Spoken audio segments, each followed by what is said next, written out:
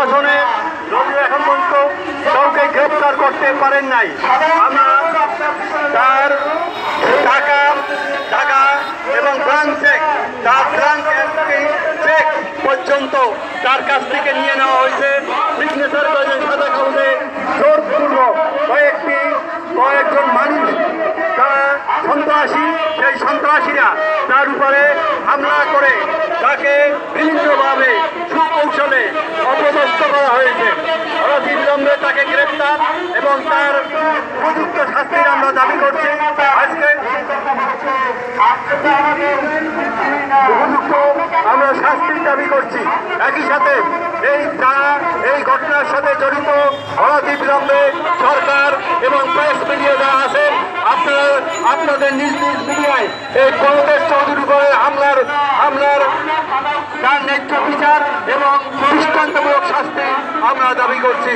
আপনারা জানেন যে আজকে বাংলাদেশে একটি তত্ত্বাবধায়ক সরকার থাকার পরেও আজকে মিথ্যা অপবাদ দিয়ে, ইসকনের নামে মিথ্যা অপবাদ দিয়ে একজন সম্পাদকের পরে আমরা এটি প্রত্যেকটি জনমনে প্রশ্ন রেখেছেন।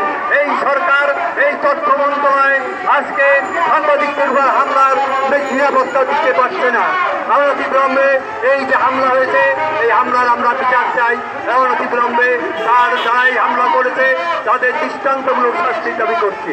আমরা আরও দাবি করছি, যারা এই সমস্ত কাজে জড়িত, তারা দেশের যে ক্রান্তি তাদেরকে অনতিবিলম্বে গ্রেপ্তার করতে হবে এবং দৃষ্টান্তমূলক শাস্তি করতে হবে এবং সেই দৃষ্টান্তমূলক শাস্তি দিয়ে প্রতিবাদ করতে হবে যে তারা দেশের মানুষের এবং সাংবাদিকদের যে নিপীড়ন, নির্যাতন এবং বৈষম্য যে শিকার, মিথ্যা অপবাদের শিকার, আজকে এখানে হাজার হাজার মানুষ আমরা ঐক্যবদ্ধভাবে যা বলতে চাই যে সাংবাদিকদের উপর হামলা এটা অত্যন্ত দুঃখজনক বললে ভুল হবে।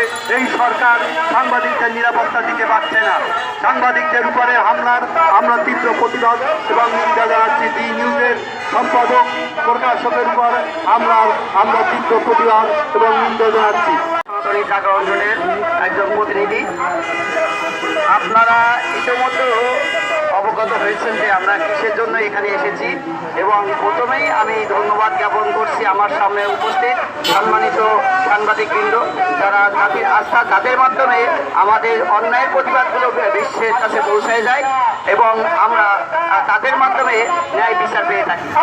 আপনারা দেখছেন যে একজন জাতীয় সম্পাদক প্রমিথিয়াস চৌধুরী, তাকে কিভাবে হয়রানি করা হয়েছে, তাকে জোর করে, কেন তার অপরাধটি, তিনি একজন সনাতনী, অর্থাৎ তাকে এসকনের ট্যাগ দিয়ে, মানে কিছু হলেই এসকনের ট্যাগ দিয়ে তাকে কি করা হয়েছে, মিথ্যা মামলা, তার চেক নেওয়া হয়েছে, তাকে টর্চার করা হয়েছে এবং তার সহধর্মিনী তাকে গ্যাং রেপের হুমকি দেওয়া হয়েছে। তাহলে আমরা কোন রাষ্ট্রে বসবাস করছি, যে রাষ্ট্রে আমাদের নিরাপত্তা কি?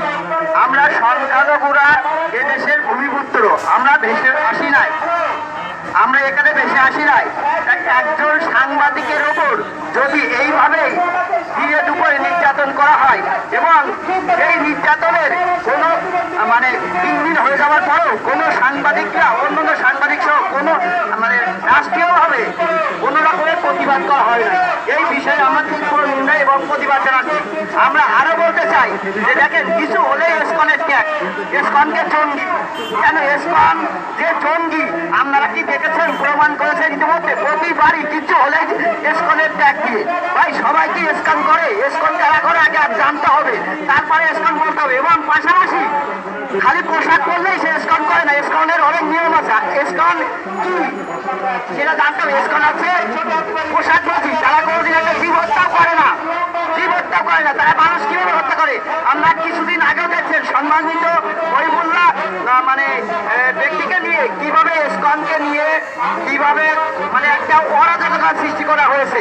কিন্তু দিন শেষে দেখা গেল সেই ভুক্তভোগী সেই বলছে না, সে নিজেই এই কাজ করেছে এবং আইন প্রশাসন তার ভিডিও ফুটেজ জনসম্মুখে উপস্থাপন করা হয়েছে। কিন্তু তারপরেও এসকনের ট্যাগ দিয়ে এসকনকে বারবার তাদের রেজিস্ট্রেশন ক্যান্সেল করা এবং তাদের সাংগঠনিক কার্যক্রম বন্ধ করার জন্য। আমার কথা হচ্ছে, যদি ইসকন কোনো অপরাধ করে থাকে, আপনারা ইসকনের অপরাধগুলো দেখান, আপনারা বসেন তাদের সাথে যে আপনারা এই অপরাধ করেছেন কেন। তার পাশাপাশি সেই ইসকনকে ত্যাগ দিয়ে একটা সাংবাদিকদের যেভাবে ক্ষতিগ্রস্ত করা, এটা শুধুমাত্র একটা সাংবাদিকদের ক্ষতিগ্রস্ত করা নয়, এটা সংখ্যালঘুদের ক্ষতিগ্রস্ত করা, অর্থাৎ এদেশ থেকে সংখ্যালঘু বিতাড়িত করার একটা চাপ। আমি ব্যক্তিগতভাবে বলতে চাই, যেমন আমরা যারা এখানে আছি, আমরা আমাদের অন্যায়ের বিরুদ্ধে প্রতিবাদ করি, আমরা কখনো রাষ্ট্রদ্রোহী নয়, রাষ্ট্রের বিপক্ষে কথা বলি না, আমরা সর্বদা আইন শৃঙ্খলার প্রতি সম্মান রেখে কথা বলি।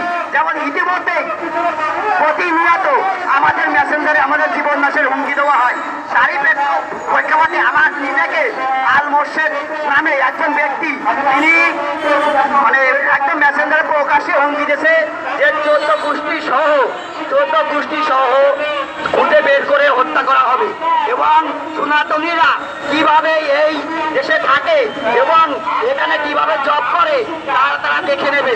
তাই এগুলো কি আমাদের কোনো রকমের আমাদের এত অত্যাচার হওয়ার পরেও আমাদের কোনো পদক্ষেপ গ্রহণ করা হয় না। কিন্তু আইন তাহলে কি দুই রকম? আইন কি বলতে চাই? আইন যদি হয়, আইন বাংলাদেশে সবার জন্য সমান, সেটা হিন্দু মুসলিম বৌদ্ধ খ্রিস্টান নয়, সবার জন্য। আমি বলবো, এই যে অমানবিক নির্যাতন এবং একজন মহিলাকে গ্যাংরেপের যে হুমকি প্রদান করেছে, তীব্র নিন্দা এবং প্রতিবাদ জানাই, এবং আইন প্রশাসনের কাছে অনুরোধ জানাবো অতি শীঘ্রই যেন দোষীদের শাস্তির আওতায় আনা হয় এবং উপযুক্ত তদন্তের মাধ্যমে উপযুক্ত শাস্তি প্রদান করা হয়। ধন্যবাদ সবাইকে। রাস্তার ভূমা বলল, এটা আপনার ভূমিকা।